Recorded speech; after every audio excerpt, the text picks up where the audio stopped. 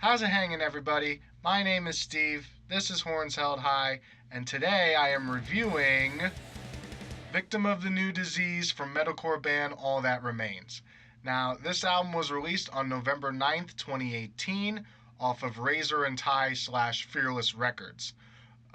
Recently, All That Remains has seen a lot of headlines with their name mentioned in it due to the unfortunate recent passing of their guitarist Oli Herbert. Despite the passing of their guitarist, All That Remains publicly announced that they will uphold a 3-week tour that they're doing in December through the UK and parts of Europe with the band Sevendust. So overall, I thought this album had pretty good production. There were some nice vocal effects and some music effects on two particular tracks of this album, Wasteland and I Meant What I Said, where there were some good effects that didn't seem out of place and it fit the rhythm of the song, I suppose, and just the overall feel of how the songs were going. But despite this good production, I did feel on those two songs that at the end when they kind of transition into more somber, slower, instrumentally type parts, I didn't really feel that was necessary. I felt like in both those songs, they could have just ended where it was the song was still heavier rather than try to transition into this completely different sounding part that's supposed to be part of the same song, but to me it sounded like something completely different, and it ruined the momentum of those songs for me. So, as I mentioned earlier, All That Remains has been in the headlines a lot recently because of their recently deceased guitarist, Oli Herbert. Now, this album was Oli Herbert's last full album with the band, and with that in mind, I think Herbert's work is great.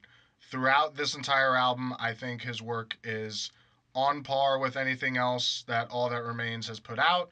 I was very impressed by some of the riffs that Herbert was putting on this album, as well as some of the solos that he was delivering throughout as well. Top to bottom, I think the band sounded great on this album. Phil Labonte, he had some great clean vocals. He had some great gutturals and high pitched screams on this album. Like I said moments ago, Herbert's guitar work was great. I thought overall the band sounded pretty well put together on this album. When it comes to my complaints about this album, I didn't like some of these song transitions from one song to another. I felt like it kind of flip flopped between a song that was real angry and heavy and aggressive, and then it would go into a song that was kind of more light beat, airy, not as forthcoming in terms of its musicality and its lyrics. And I'll be honest, there were times on this album where the lyrics seemed kind of needy. You know, the lyrics seemed to transition between powerful, aggressive, strong, and then, weaker, needing a shoulder to cry on, ballady type stuff, which is fine if it's done in good taste. But there were one or two tracks on this album where I felt that the lyrics were a little too sappy, a little too whiny almost, and that just, that turned me off from those tracks in particular. So with that being said about some tracks being aggressive and some tracks being more ballad orientated, I really couldn't tell what direction All That Remains was trying to go with this album. Especially on my first listen through this album, I almost thought this band was having an identity crisis. Some songs were super heavy that related to their metalcore roots, and other songs were a bit more light, a bit more in the hard rock sphere, that connected more with their more recent work. So as far as the mood of the album goes, it seems that the entirety of this album, all of the songs in it, have to do with the fallout of a romantic relationship gone bad, and Phil Labonte expressing through his lyrics the anger and sadness that comes with that. Because, like I mentioned before, some songs were angry about love, some songs were sad about love. It kind of flip flopped between the two. So the mood throughout this album is definitely something you'll enjoy if you either just got out of a breakup or you're still mad about one. The lyrics and overall mood of this album will fit that quite nicely. Depending on how you feel about All That Remains, you could view the songs on this album as either an identity crisis, or you could even see the argument as it being best of both worlds, because you have songs that are on the more metalcore track of things, like F Love and Misery and Me. And then you have songs that are more along the mainstream hard rock route that All That Remains has been on with their more recent albums, with songs such as Everything's Wrong and I Meant What I Said. But the one song that I really take issue with, it almost comes off as pop metal to me, is the song Just Tell Me Something featuring Danny Worsnop of Asking Alexandria. This song just felt very out of place for me.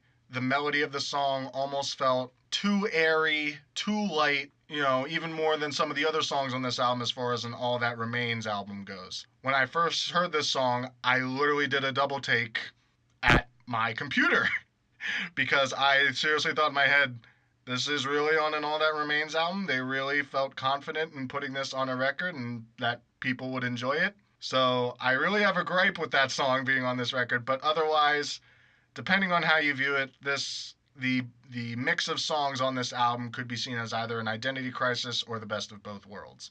When it comes to which song is the best on this album, I have to go with F***CK Love.